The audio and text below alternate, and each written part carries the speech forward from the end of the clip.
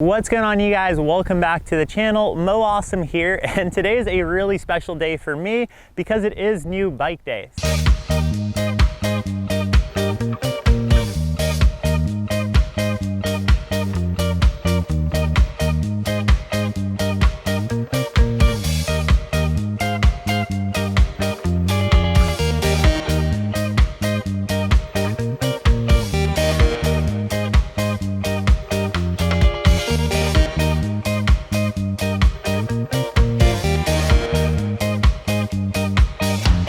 So earlier in the week, Hannah had her new bike day with her Mojo 4. If you haven't seen that video, her bike came out really rad. I was a little bit jealous, but then I saw my finished bike and I couldn't be more stoked. So we will do a little bit more of a first impression and review a little bit later on, but I felt like right now I did have to break down my build. I'm gonna do a little bit of a bike check of my Ibis Ripley dream build, and super pumped on this one. Hopefully you guys are as well. Now, before we get into this video, I do want to say that we are sponsored by Ibis Cycles, Industry 9, P&W Components, and DVO Suspension. Okay, so starting off with the frame, it is the Ibis Ripley. I went with this bluish color. I'll put the official name right here.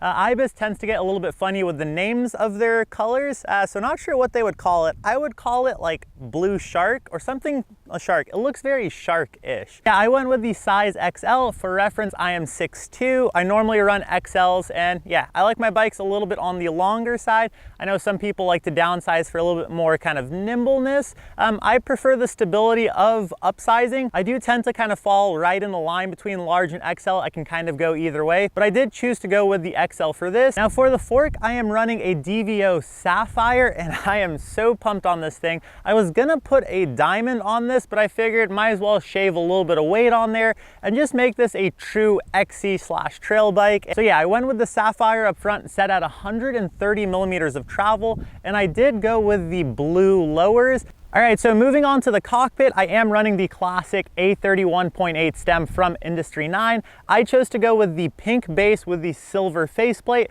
That's the cool thing with these stems, is you can really customize them. They have a lot of really awesome colors on their website. And yeah, I really thought the pink would be like a nice like pop, and I really wanted to make sure that no one else had my build. For the handlebars, I went with Envy M9 31.8 carbon handlebars. For the grips, I'm running the classic P&W Loam grips, and we have been running these grips for a few months now. Totally blown away by the performance. Especially for me, grips are really important for me because I don't run any gloves. So a grip that has good traction, feels really good, and doesn't slip when my hand is on the grip, especially when my palms start to get sweaty, is very important to me.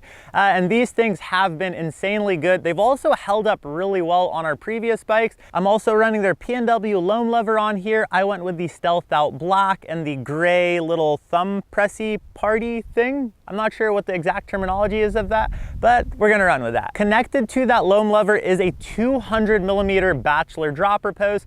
Been running Bachelors on all of our bikes, and it's been a very reliable dropper post. It also, like I said, comes in that 200 millimeter travel.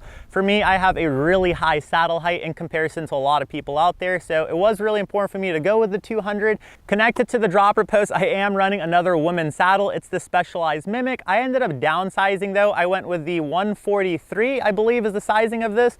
The other one that I had on the previous bike was 155, which is in line with my sit bones.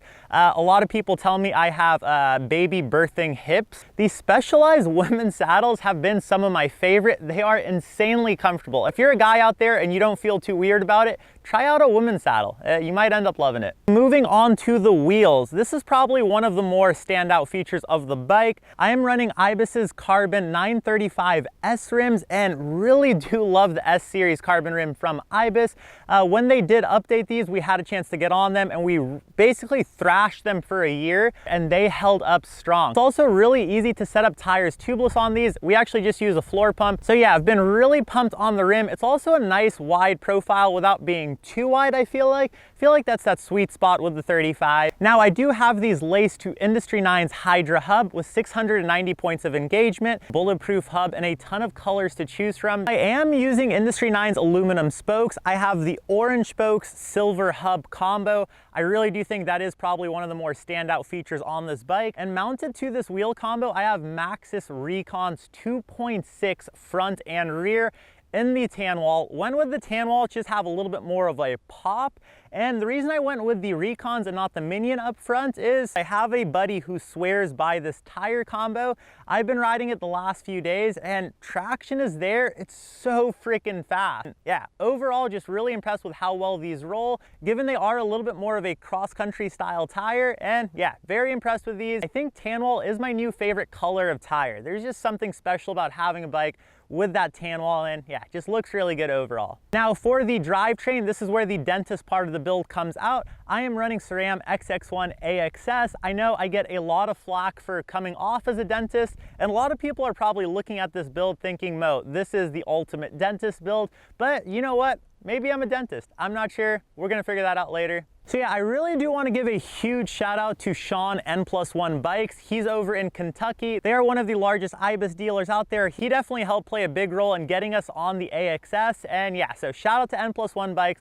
Go give him some love on Instagram. And overall, really impressed with how the XX1 AXS feels so far. We'll be doing a longer term review a little bit later on. Right now, we're just doing strictly bike porn. And yeah, the AXS is definitely up there on things that all dentists should have in their quivers. And that is coming from Mo the dentist. I'm not a dentist, you guys. We live in a van. We don't have a house in Laguna Beach or any of that stuff. For brakes, I did end up going with the XT 4-piston brakes. Those are the brakes I kind of run on all of my personal bikes.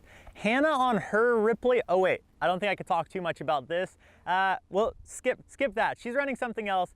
But yeah, I am running the XT 4-piston brakes on these. 180 front and rear rotors on here. I was thinking about putting a 203 up front, but for whatever reason, went with the 180, I guess just to kind of stick in that XC kind of mentality spectrum.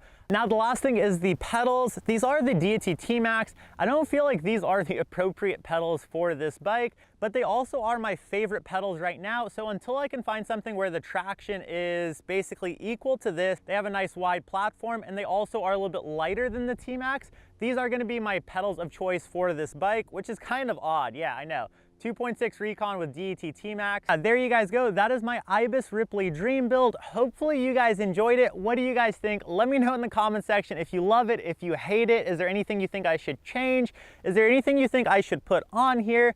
Always open to suggestions. Hopefully you guys enjoyed this video. If you did, definitely hit that like button and consider subscribing to the channel. A lot more videos coming at you guys soon. And for now, I gotta go into work. I gotta fill in some cavities. So until next time, you guys, ride awesome. Ew.